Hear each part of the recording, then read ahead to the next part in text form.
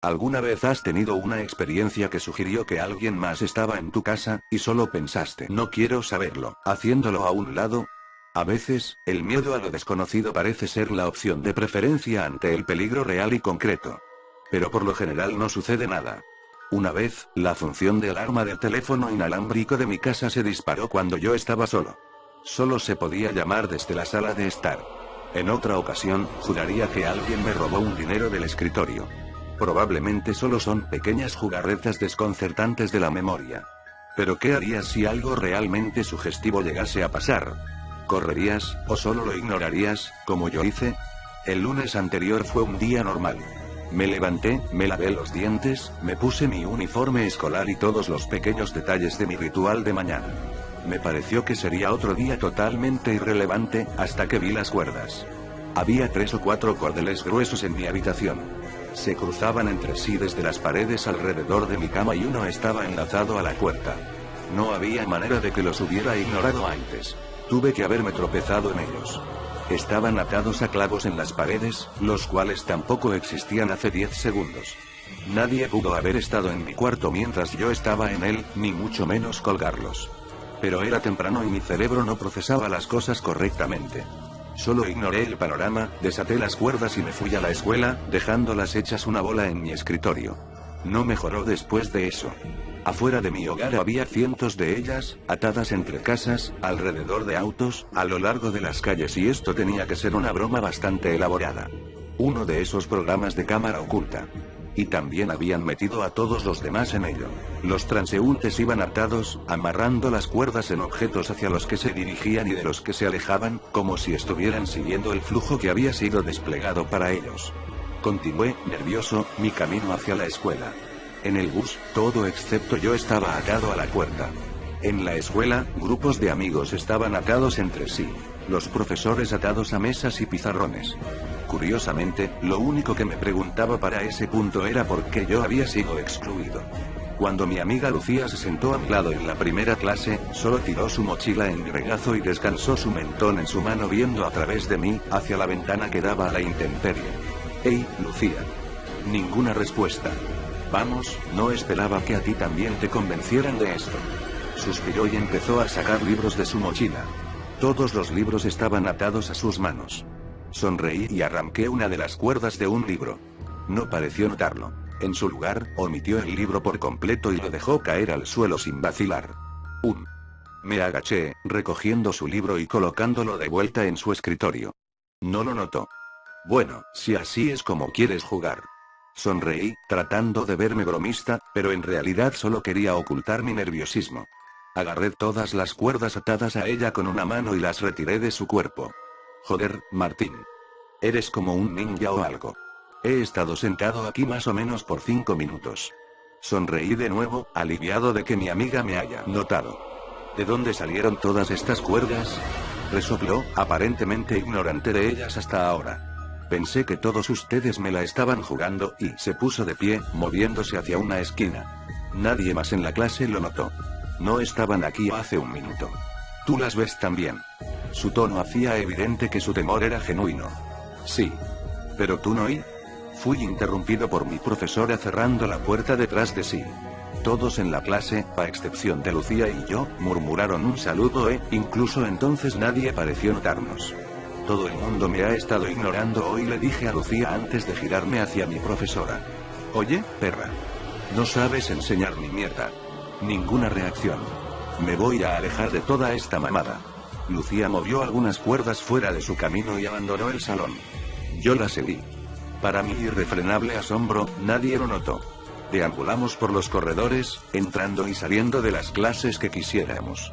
Siempre que desuníamos una silla o un libro de alguien más, era como si de pronto no les importara. Ya no existía. Le mostré las calles. Había más cuerdas de las que había por la mañana. El doble. Avanzamos con cuidado por el enredo, siguiendo el trayecto hasta una cafetería cercana. Nada en particular interesante, lo sé. Pero ¿qué harías tú en nuestra situación? Como dije, el miedo a lo desconocido es la opción más segura de veces. En unas cuantas ocasiones, le sugerí que desuniéramos a más personas. Lucía se opuso, recordando lo aterrada que ella había estado. Una vez en la cafetería, llevamos un par de emparedados y bebidas del refrigerador. Encontramos una mesa, desatamos todas las cuerdas de las sillas y nos sentamos. Ambos comimos en silencio, ambos asustados, ambos distrayéndonos con ver a los desconocidos en la tienda, ignorantes de las cuerdas. Luego de 20 minutos, Lucía habló. Ahora va a tomar ese emparedado, dijo, apuntando a la mujer al otro lado de la tienda.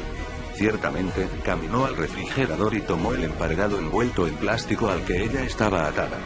Pagará por él y se irá, lo hizo, según la profecía de las cuerdas. Ese hombre no pretende pagar.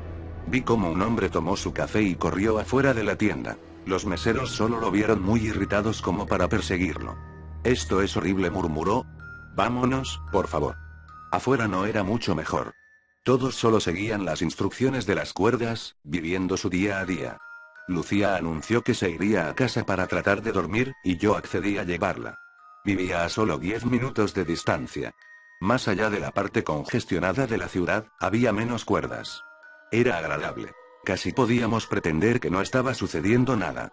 Cuando doblamos a la calle de Lucía, se paró en seco dejando caer su mandíbula. ¿Y ahora qué? Rompí el silencio. Mi voz sonó sorpresivamente diminuta. Mira. Apuntó afuera de la casa de uno de sus vecinos. Lo vi con claridad, y me arrastraré la memoria de esa escena hasta el día en el que muera. Un pequeño duende negro, quizá de 30 centímetros de alto, caminando con sus nudillos en el suelo, casi como un mono.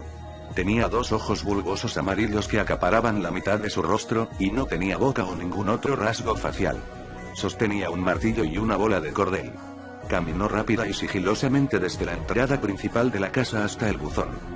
Se detuvo, martilleó un clavo al lado del buzón y ató una cuerda a este. Se volteó a nosotros y se paralizó cuando nos divisó.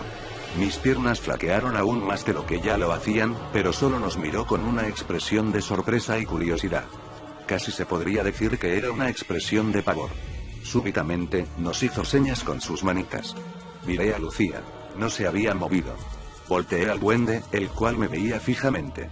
Acorté la distancia entre nosotros por la mitad, y luego la acorté de nuevo. Esto ya no era temor a lo desconocido, era temor a esta criatura. Pero no parecía nada a lo que deberías temer. Cuando estaba a 1 metro de ella, extendió su mano. Hola. La estreché y me asintió a modo de aprobación, parpadeando sus masivos ojos amarillos. ¿Así que tú eres el que está a cargo de las cuerdas? Me asintió enérgicamente. Llamé a Lucía, pero se quedó en donde estaba. Hay más como tú. Asintió de nuevo. Quería hacerle más preguntas sobre lo que era y de dónde venía, pero parecía que estaba atascado con preguntas de sí o no. ¿Tienes voluntad propia? Solo me vio, casi con tristeza.